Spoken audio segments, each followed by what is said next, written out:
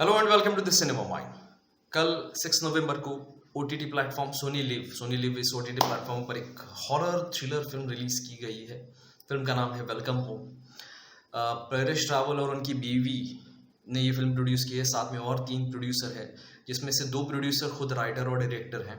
तो डायरेक्टर जो है वो है पुष्कर महाबल। इन्होंने ये फिल्म डायरेक्ट भी की है, एडिट भी की है। इसकी साउंड डिज़ाइन, फॉली साउंड ये भी संभाला है। फिल्म की जो राइटर है वो है अंकिता नारंग।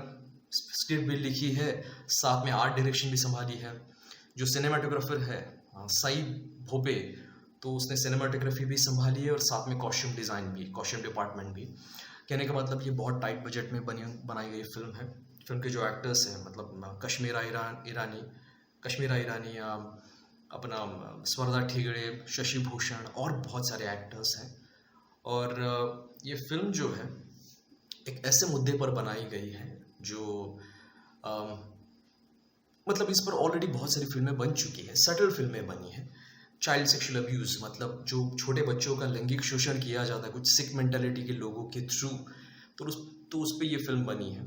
हाईवे ले लो, वो भी इसी सब्जेक्ट को छूती है। या फिर कहानी 2 ले लो, वो भी इसी सब्जेक्ट को छूती है। और ये लेकिन वो सटल फिल्में हैं, फैमिली के साथ हम थिएटर में देख सकते थे या देख सकते हैं। लेकिन ये फिल्म फैमिली के साथ देखने की लायक ये फिल्म नहीं है। फेंट हार्टेड हो तो भी ये फिल्म मत देखो, हाइपर सेंसिटिव हो तो भी इस फिल्म को अवॉइड करो। स्ट्रिक्टली अबव 18 ये फिल्म है।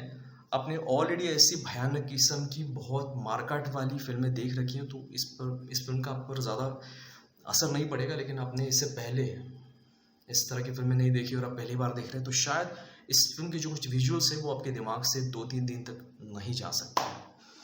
स्टोरी जो है वो सिंपल स्टोरी है, ज़्यादा कोई बड़ी स्टोरी नहीं है इसमें। एक स्कूल है, स्कूल में 2 टीचर्स हैं जो सेंसस का काम भी उन्हें मिलता है। ज़्यादातर टीचर लोग ही करते हैं सेंसस का काम, जनगणना। तो जनगणना के लिए, ये सेंसस के लिए वो जगह जगह घूमती है और एक ऐसे बंगले में आती है जो जंगल के एरिया में है। और फिर उसके बाद क्या होता है यह हमें पर्दे पे देखना ही बेहतर होगा। तो वो किस तरह से अनफोल्ड होता है, क्या है उस घर में, क्या मिस्ट्री है। एक प्रेग्नेंट औरत है जिसके बच्चे कैसे मर जाते हैं, ये तो टीज़र में, ट्रेलर में भी आपने देखा होगा। तो क्यों मरते हैं, किस तरह से मरते हैं, क्या स्टोरी है, ये सब कुछ धीरे धीरे हमारे सामने आता है। अब इसके अलावा इसकी अच्छी बात यह है कि इसका बैकग्राउंड म्यूज़िक कमाल का है। जहाँ लाउड है वहाँ लाउड है, जहाँ धीमा होना चाहिए उसको थोड़ा सा डाउन प्ले करना चाहिए वैसा भी है। और क्लाइमैक्स में एक वॉयलेंस का ऐसा सीन है जहाँ पे उस सारे सीन को थोड़ा उनको रोमांटिसाइज करने की कोशिश की है, उस प्रकार का बैकग्राउंड म्यूज़िक है। और जो सिनेमाटोग्राफी है वो भी ज़बरदस्त है। उस पूरे घर में जब कैमरा घूम रहा होता है तो हमारा खुद का दम घुटता है। मतलब ऐसा लगता है कि कैसे भी करके इस घर से हम खुद बाहर निकले। हम फिल्म देख रहे हैं लेकिन वो फील हमें आता है क्लॉस्ट्रोफोबिक। हमारा खुद का दम घुटता है उस घर में। इस तरह से पूरा ये वो घर है। वैसे बहुत वास्ट एरिया उन्होंने दिखाया है। उनके घर में एक शायद गाय या भैंस है जो हमें दिखाई नहीं देती, उसको प्रोटेक्ट करके रखा है क्योंकि घर है जंगल में और जंगल में जंगली जानवर भी हैं, उनकी आवाज़ भी हमें सुनाई देती है रात में। वो कौन से सीन में है वो आपको फिल्म देखने के बाद पता चलेगा। तो ये हुई सारा सेटअप। अब जो बातें मुझे पसंद नहीं आई मैं आपको बताऊं। पहली, फिल्म बहुत खींची हुई है, 2 घंटे की फिल्म है। थोड़ा एडिट करके उसको काट छाट किया जाता, कुछ सीन बहुत रिपीट हैं। अब ये जो 2 टीचर्स हैं, कश्मीरा ईरानी मतलब अनुजा और नेहा, स्वर्दा ठिगड़े जिन्होंने नेहा का रोल प्ले किया है, तो उन्हें लेकर बहुत सारे सीन्स ऐसा लगता है कि बहुत रिपीट हैं। कबड्डी खेल रही है, कभी लाइन के अंदर कभी लाइन के बाहर, इस प्रकार के। वो क्या कबड्डी है आपको फिल्म देखने के बाद पता चलेगा। और मुझे आर्ट डायरेक्शन में भी थोड़ा सा मतलब अटपटा लगा। उस बंदे के उस पूरे घर में जो रिलीजन को लेकर बहुत सारा चीज़ों को हाईलाइट किया है। उस घर में एक मंदिर है, तो मंदिर में लाइटिंग वाइटिंग है। और जो उस घर का मुखिया है, वो मुखिया जो है वो उस मंदिर के सामने जाकर हाथ जोड़ता है, प्रे करता है। वो सीन 1-2 बार बहुत बार दिखाए हैं।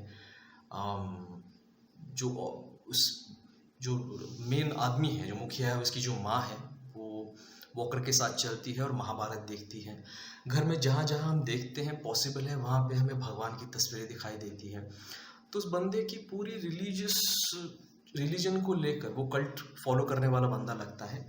तो क्यों इतना हाईलाइट किया है ये पता नहीं, क्योंकि एक जिस तरह से उसको स्टीरियोटाइप करने की कोशिश की है वो थोड़ा रॉन्ग मैसेज जाता है, ऐसा मेरा मानना है। बाकी राइटर डायरेक्टर का इसके पीछे का क्या पॉइंट ऑफ व्यू पता नहीं, क्योंकि वो तो डिस्क्लेमर दे चुके हैं कि इसका किसी जीवित या मृत व्यक्ति से कोई लेना देना नहीं है, लेकिन वो ट्रू इवेंट से इंस्पायर है ये भी बोलते हैं। तो उनका क्या पॉइंट ऑफ व्यू इसे पता नहीं।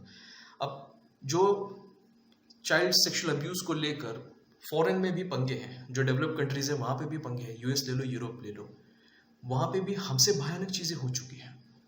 तो यहाँ पे इसको एक रिलीजन को हाईलाइट करके, मतलब जो मुखिया है उस घर का, उसने तिलक भी लगाया है, तो वो भी दिखाने की कोशिश की है कि वो किसी न किसी कल्ट को फॉलो करता है। तो ये ज़्यादा दिखाने की ज़रूरत नहीं थी, ऐसा मेरा मानना है।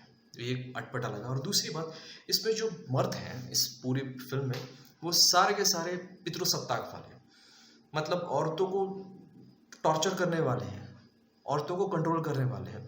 वो बाप हो, भाई हो या फियांसे हो, बस औरतों को वो कंट्रोल करते हैं। तो वो दिखाया, और एक भी ऐसा मर्द नहीं दिखाया है कि जो सपोर्टिव हो, अलग सोच वाला हो, एक भी नहीं। सारे वैसे। इतना ही नहीं है, जो वर्क प्लेस, मतलब जो स्कूल है जहाँ पे ये दो टीचर्स हैं, वहाँ पे भी एक टीचर है, वो भी नई कोई औरत आती है, मतलब काम करने कोई लड़की आती है तो वो उनके पीछे पड़ जाता है, ऐसा भी एक सीन है। तो एक भी मर्द इस पूरी फिल्म में पॉजिटिव दिखाया नहीं है, सब के सब मर्द नेगेटिव दिखाए और औरतों पे जुल्म होता है।